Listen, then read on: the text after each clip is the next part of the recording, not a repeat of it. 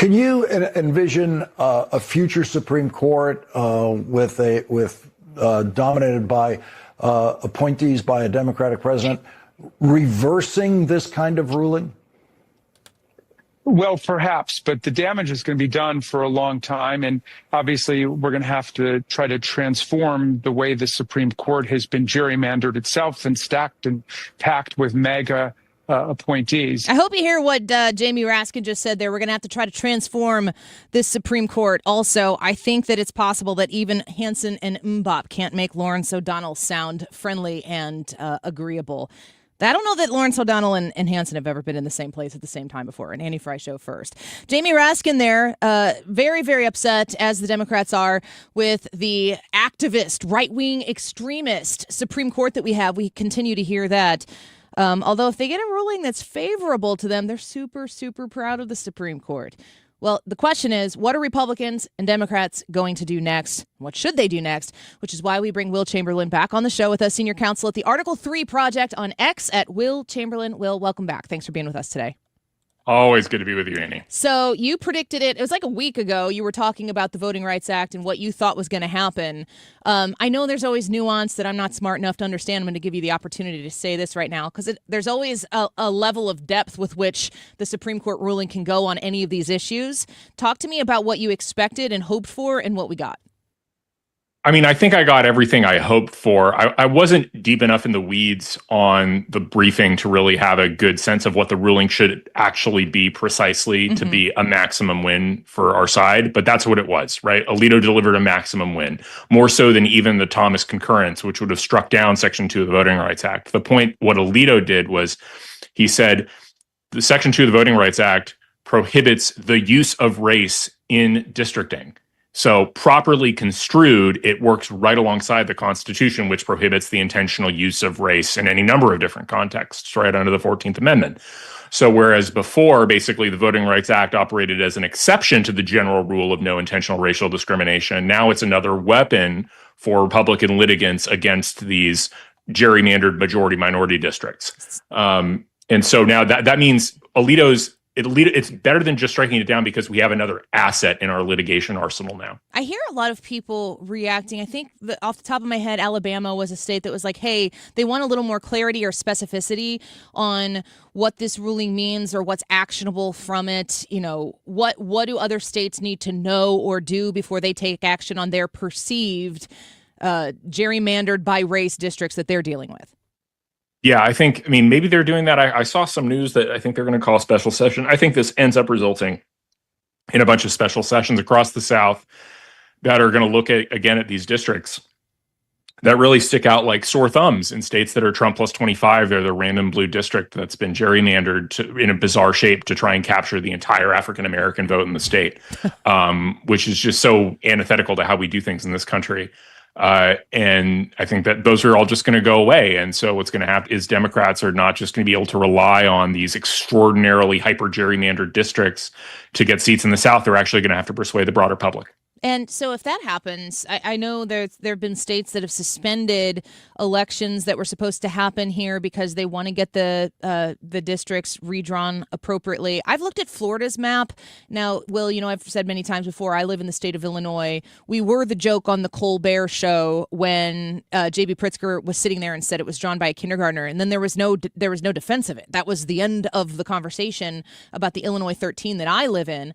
When I look at the map that Florida's state and Senate passed in one day, I look at it and compare it to Illinois' map. And if you were like, which one of these has been gerrymandered due to politics, you wouldn't point at the Florida map. There are a lot worse going on out there that have been in place for some time.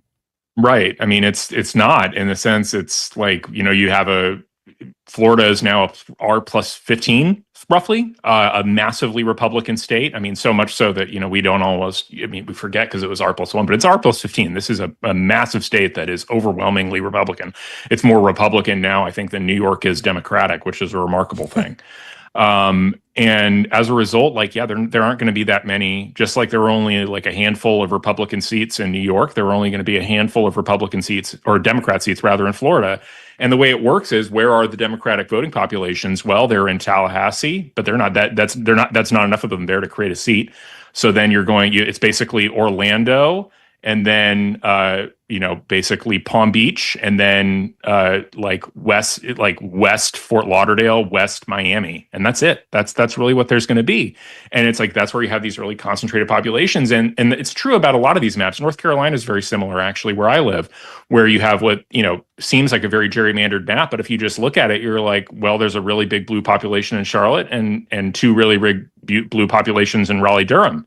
And that's the 3 Democratic seats, and the rest of the state is Republican, and that's the way it works. And the Democrat maps, to try and create Democrat seats out of that, have to kind of chop up the cities and capture large chunks of rural areas in different ways.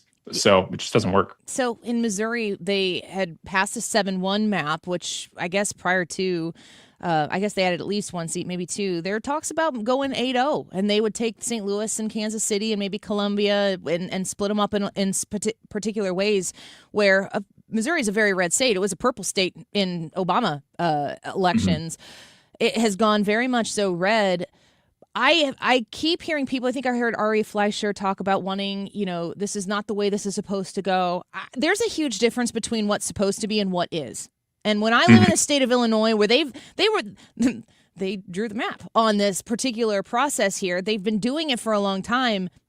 I don't know if it's legal, why Republicans shouldn't be doing it on their own as well.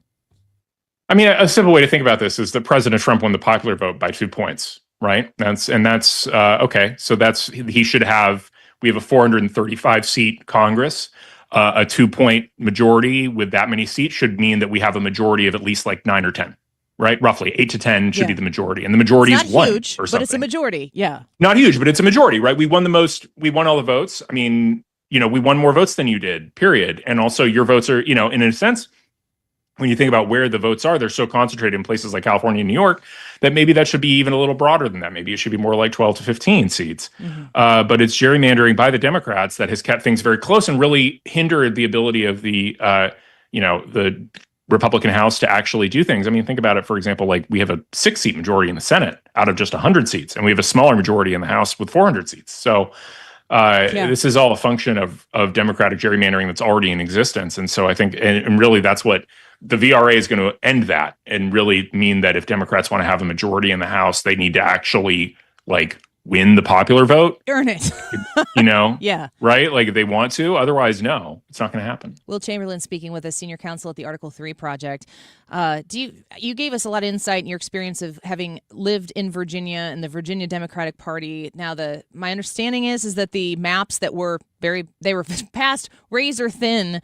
It was not a largely popular measure during that election, but it did pass. Then it's been appealed and at the Supreme Court, I think, in the state of Virginia. Do you have an anticipation on how they're going to rule and what would happen next? I think that could go either way, honestly. Really? They've got real problems in terms of how they drew the map. And they're not federal constitutional problems; they're state constitutional problems. That's the issue. There's a whole bunch of different state rules about how to do a constitutional amendment like this, because they literally 5 years ago just did a whole thing where they passed a new gerrymandering rule, created honestly a very balanced map in Virginia, and then put in place a whole bunch of restrictions on how they could do it. So they've got a problem with the fact that there's a requirement that these districts be compact in, I think, the Virginia Constitution or by Virginia statute. I'm pretty sure it's the Constitution, and that wasn't reversed in the constitutional amendment. These are not compact districts, obviously. Like you look at the Lobster, for example, the one that reaches into Arlington, Virginia, and then goes all the way 3 hours out into rural Virginia. And Virginia's not that big a state in terms of geography. So these districts are crazy. They're not compact at all. And then they've also got problems with the process of how they tried to do the amendment. It required them to hold open a quote unquote special session for something like 2 years. Well, query whether that's actually a special session. The point of the way that the Virginia Constitution tried to make amendments hard was they said you need to have 2 consecutive houses of delegates vote for the amendment, meaning there has to be an election in between. The idea being that if it's really so important to amend the Constitution, then you should have, you have to pass the amendment and then subject yourself to the voters and then win, right? And so the fact that they didn't do that properly, I think it's that said, it's hard for any Supreme Court to go against a referendum in a sense, but I think there's a really good shot that the challengers are going to win here because there's a lot of obvious legal flaws. Will it get appealed then? Can it go up to the Supreme? No, because it's a question of interpreting the meaning of the state constitution, Okay. and the Virginia Supreme Court is the supreme authority in interpreting its own constitution. So that will be the definitive answer. Yes. Okay. Yes. So last question before we let you go. We're speaking with Will Chamberlain on this redistricting musical chairs of sorts that's happening now across the country. A lot of different states have done it. Every state is saying, well, they started it and they started it. We could argue till the cows come home about who actually started it. I would like to ask you your legal constitutional opinion on, is this the way that it is? Is this the way that it was intended for this type of fight to be taking place in perpetuity? Is there something that could be put into place that would actually confine the way we draw our districts across the union a little bit more than is defined right now? It's hard to say. I mean, maybe it was originally sort of inconceivable that you would do this sort of weird gerrymandered redistricting just based on the technology that would have been available in the 1800s and the early 20th century, transportation being much more annoying and challenging. So the logistics of having these like big wide open districts for no reason other than partisan advantage in a situation where it didn't make sense based on the population. Yeah. You doubt that it would happen, but I mean, however it was meant to be, like the court, I think wisely has said, like, look, these political gerrymandering things are just not subject. They're not justiciable. There's nothing in the federal constitution that prohibits them. It's literally not our job. And in fact, the Constitution says, I think it's up to the states to settle this stuff. So they're just like, not our problem, right? Don't bring us cases like this about political gerrymandering. And once you have that true, I mean, once the environment gets hyper partisan, you're inevitably going to get something like this. And I think the end result is really bizarre gerrymandered districts in blue states that mean that they get the vast bulk of the Democrat seats or the House seats, and vice versa. Like I don't see a world where, because we have such normatively different views of how the country should be governed, those trump the sort of proceduralist vibes that the good feelings we might get from giving our opponents a chance. Yeah, well, when I see the Illinois Democrats that have been ruining my state for decades now, showing an 18-0 map in Illinois, those 3 seats are going to go to Florida one day, maybe in 2030 anyway, because we're losing population. People will vote with their feet, so it sounds like the people may still be able to have some sort of stay in this, even if the legislators want to absolutely drive their states into the ground. Yeah, I think that's ultimately the real answer to this, is people moving out of Democratic states to Republican states. Like it is ultimately your legislators and your government saying they don't think that you Republicans are important and should have any voice in the governance of your state.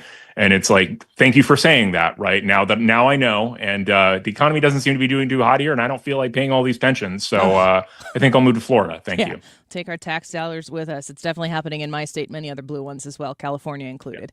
Thank you, Will. It's always good to talk to you. Have a happy Friday. You too. Take care. Bye-bye. Will Chamberlain joining us, the senior counsel